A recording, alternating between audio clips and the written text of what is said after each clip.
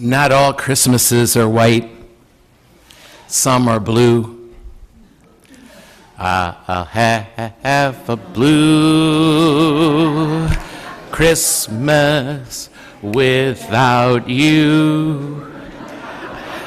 It'll be so blue, oh yeah, just thinking about you. Wow.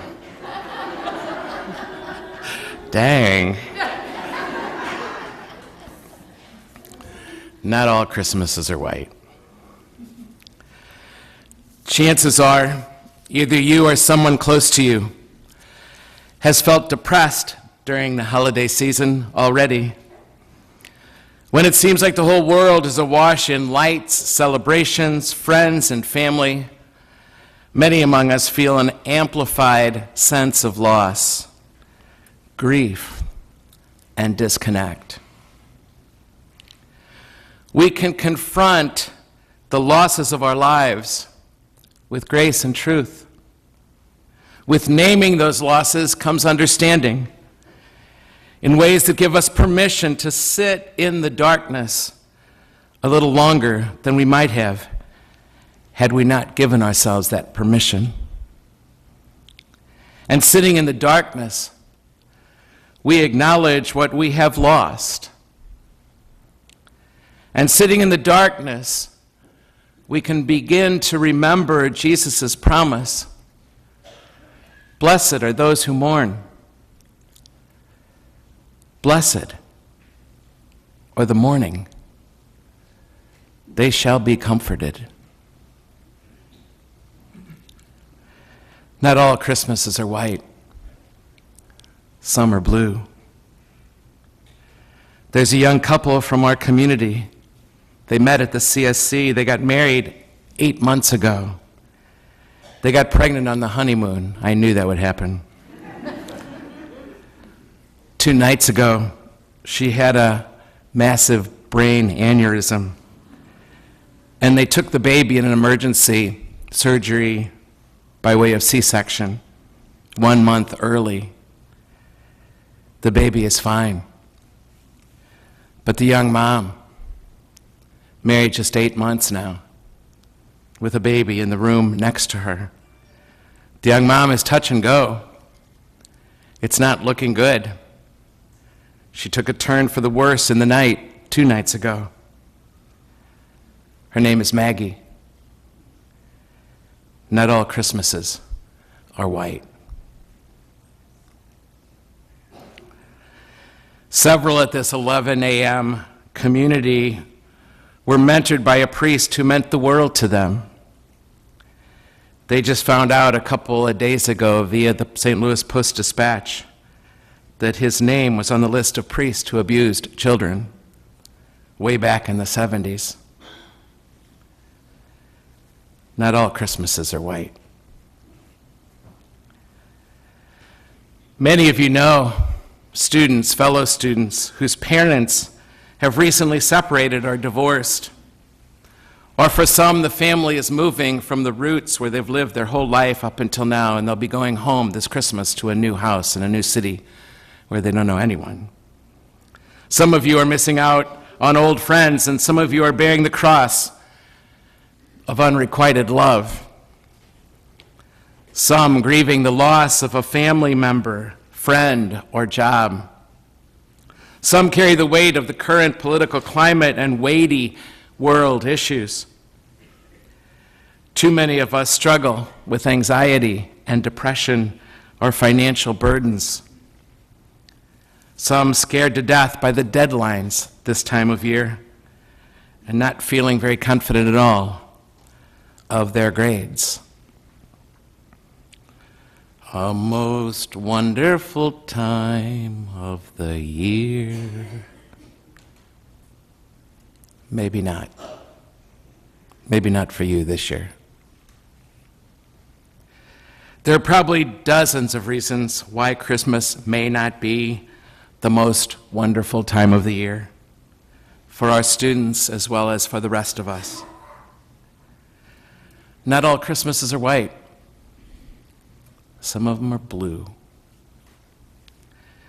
Maybe that's why Christmas falls within the days of the winter solstice, the longest night of the year.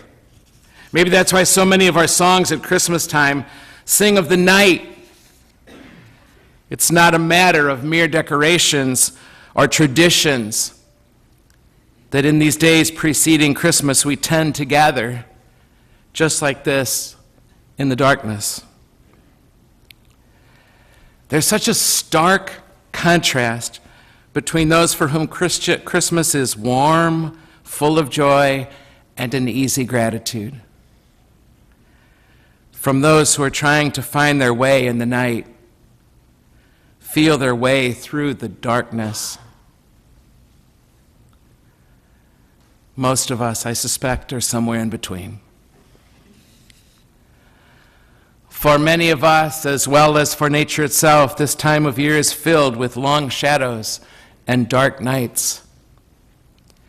You might be one of the ones who knows that. The night is getting longer. Blue Christmas is not just an Elvis Presley song. If you are celebrating a blue Christmas this year, if you are one of the ones for whom Christmas is a little more blue than usual, you deserve this morning to have your heartache honored, those blue feelings acknowledged. Is there a way for us together this morning to express our lament, our blueness to God? Is there a way to experience the Comforter, the great Comforter, in the midst of our pain and our longing for the light? Can that young man sitting in Mercy Hospital this very hour as we sit here, waiting for the next doctor to come in and tell him the verdict on the rest of his life, can he sit there and experience the Comforter with his wife hanging between life and death in one room and his little tiny premature baby in another? Can those feelings of rage of betrayal over a priest friend and mentor who committed a horrible crime, can they experience something of the Comforter?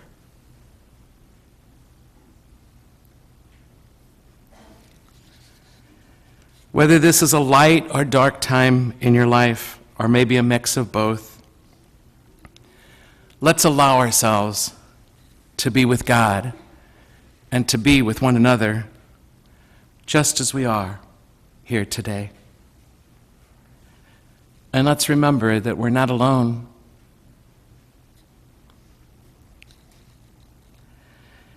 And let's let our eyes rest on just one of those quiet lights dancing in front of you. Somewhere in front of you, find one little tiny flame to let your eyes rest on. Let it get your attention in the darkness. It symbolizes for you that tiny flicker of hope that is there in the darkness. Hope, you see, is a quiet light. It's in the longest night that we long for the light with the greatest desire and the greatest intensity on the longest night. Christmas will remind us that even in our darkest times, God offers us hope and comfort.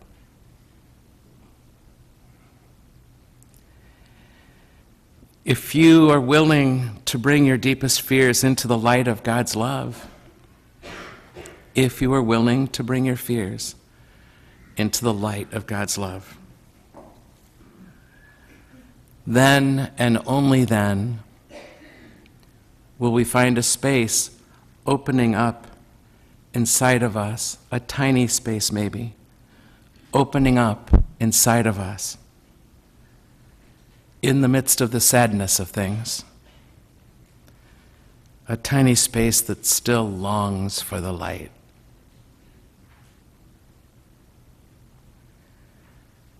then the prophecy of Isaiah will come true. That the people who walk in darkness will see a great light. The people who walk in darkness will see a great light.